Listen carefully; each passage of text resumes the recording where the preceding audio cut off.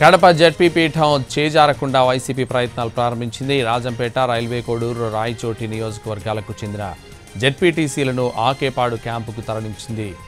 రాత్రి ఆకేపాడులో జెడ్పీటీసీలతో కడప, అన్నమయ్య జిల్లాల వైసీపీ అధ్యక్షులు సమావేశమయ్యారు. పార్టీలోనే ఉండాలని వారిని కోరారు. జెడ్పీ ఎన్నిక జరిగే వరకు వారందరినీ క్యాంపులోనే ఉంచాలని వైసీపీ భావిస్తోంది. వైసీపీ ఇప్పటికే బ్రహ్మంగారిమఠం జెడ్పీటీసీ రామగోవిందరెడ్డిని తమ చైర్మన్ అభ్యర్థిగా ప్రకటించింది. జగన్ 10 రోజుల క్రితం జెడ్పీటీసీలతో తాడేపల్లిలో సమావేశమయ్యారు. మరోవైపు జెడ్పీటీసీలకు కూటమి గాలం వేస్తోంది. వారిని తమ వైపు తిప్పుకుని కడప పీఠంపై కూర్చోవాలని భావిస్తోంది. కడప జెడ్పీ చైర్మన్గా ఉన్న ఆకేపాటి అమర్నాథ్ రెడ్డి ఇటీవల ఎన్నికల్లో రాజంపేట నుంచి ఎమ్మెల్యేగా గెలిచారు. దీంతో జెడ్పీ చైర్మన్ పదవి ఖాళీ అయింది. దీని జిల్లాలో మొత్తం 50 స్థానాలుండగా వైసీపీ 49, టీడీపీ ఒకచోట గెలిచాయి.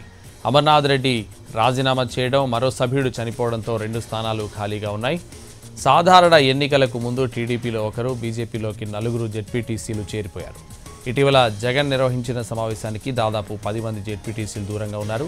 వారంతా కూటమిలో టచ్లో ఉన్నట్టు ప్రచారం జరుగుతోంది. మరో 10 మందిని తమ వైపు తిప్పుకుంటే తిరుగుండదని కూటమి భావిస్తోంది. వారికి ఆ అవకాశం ఇవ్వకూడదని వైసీపీ పట్టుదలగా ఉంది.